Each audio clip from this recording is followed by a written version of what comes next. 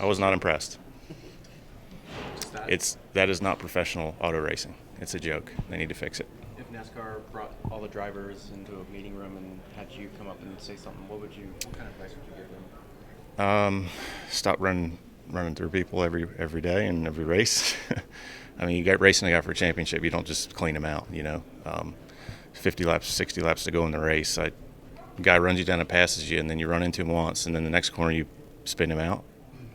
I don't quite understand that one. So, but in general, the restarts and a couple of the things that happened were circumstances like guys missing shifts, whatever. But for the most part, those guys race like like a bunch of kids that never had to pay for anything or fix anything that they ever drove in their entire life, and that's not the way you're supposed to drive as a professional. That was kind of like the follow-up. Are we seeing a lot more gentlemen? They're not acting gentlemanly, but gentleman drivers coming into the sport that just probably haven't paid their dues on the short tracks and learned how to race before they get to the big leagues? Yeah, I'm not sure. I mean, I don't obviously know.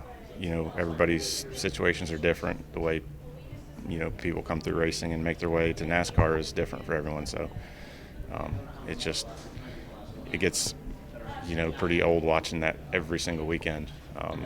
The same guys doing the same things, and there's never any repercussions. And they keep going up through the ranks because maybe they have money behind them or whatever it is. I don't even know, but just the level of respect is been going down and down and down in the lower series for years, and you see it now in the trucks. And where you're going to see it next. Xfinity race last weekend at Martinsville was a complete disaster.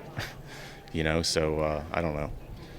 It's kind of embarrassing for the sport, I think. Why doesn't something like that happen in Cup?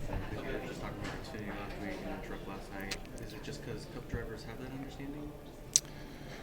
Yeah, I guess. I mean, I don't think everyone does, but I think it's gotten, it's.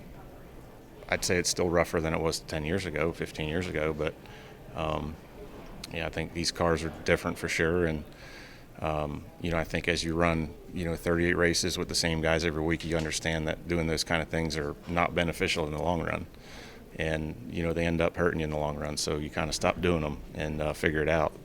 At least that's the way I feel about it. What can you make of it when someone like Carson Hocevar takes somebody out, but then you see him so frustrated with himself right after? I think he was just acting out to try to make people feel sorry for him.